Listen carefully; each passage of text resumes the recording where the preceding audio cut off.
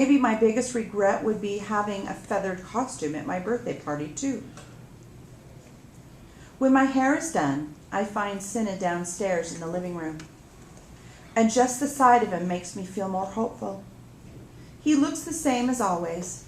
Simple clothes, short brown hair, just a hint of gold eyeliner. We embrace. I can barely keep from spilling out the entire episode with President Snow.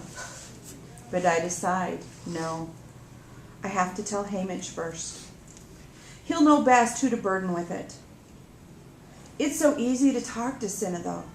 Lately, we've been speaking a lot on the telephone that came with the house. It's sort of a joke, because almost no one else we know owns one. There's Peta, but obviously I can't call him. Hamish tore his out of the wall years ago. My friend Madge, the mayor's daughter, has a telephone in her home. But if we want to talk, we do it in person.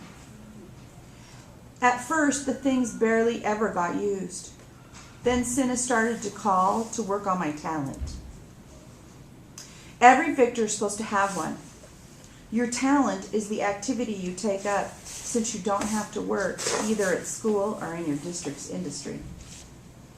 It can be anything, really, anything that they can interview you about.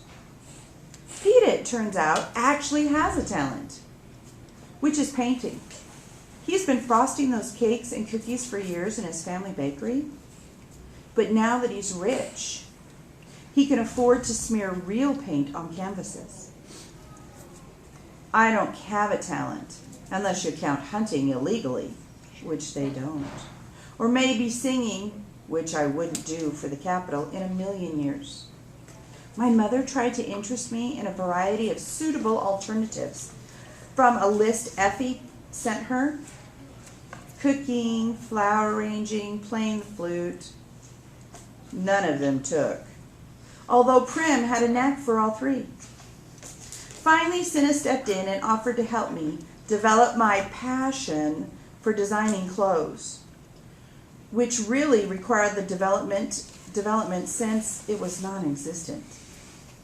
But I said yes because it meant getting to talk to Cinna, and he'd promised he'd do all the work. Now he's arranged things around my living room. Clothing, fabrics, a sketchbook with designs he's drawn. I pick up one of the sketchbooks and examine a dress I supposedly created. You know, I think it shows some kind of promise, I say. Get dressed, you worthless thing, he says, tossing a bundle of clothes at me. I may have no interest in designing clothes, but I do love the ones Cinna makes for me, like these. Flowing black pants made of thick, warm material, a comfortable shirt, a sweater woven from green and blue and gray strands of kitten soft wool, lace leather boots that don't pinch my toes. Did I design my outfit? I asked. No, you aspire to design your outfit, to be like me, your fashion hero, says Cinna. He hands me a small stack of cards.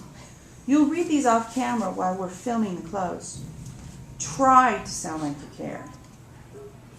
Just then, Effie arrives in a pumpkin orange wig, which reminds everybody, we're on a schedule.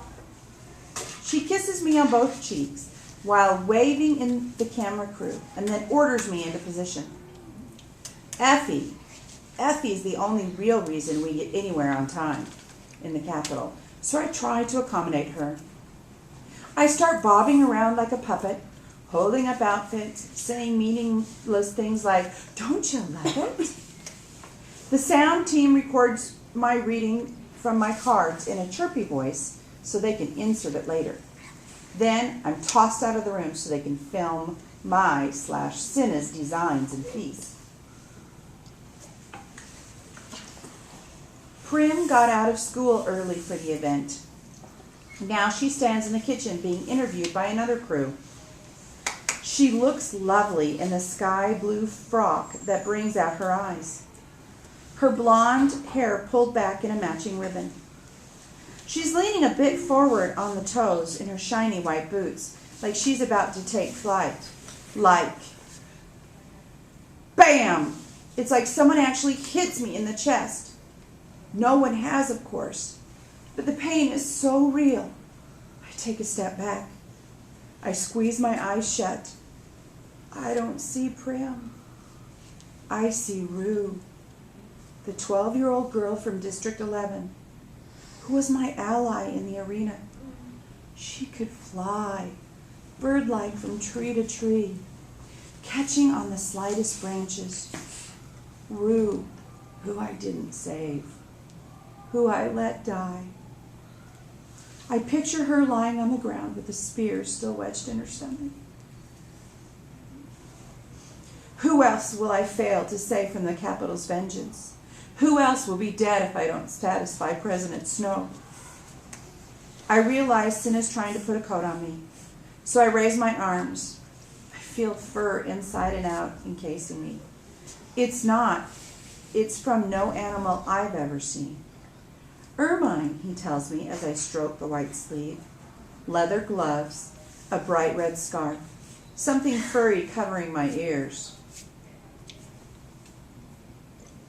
You're bringing earmuffs back into style. I hate earmuffs, I think.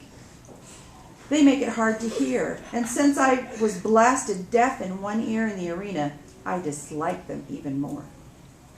After I won, the Capitol repaired my ear, but I still find myself testing it.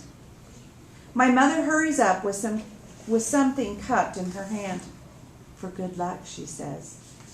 It's the pin Madge gave me before I left for the games.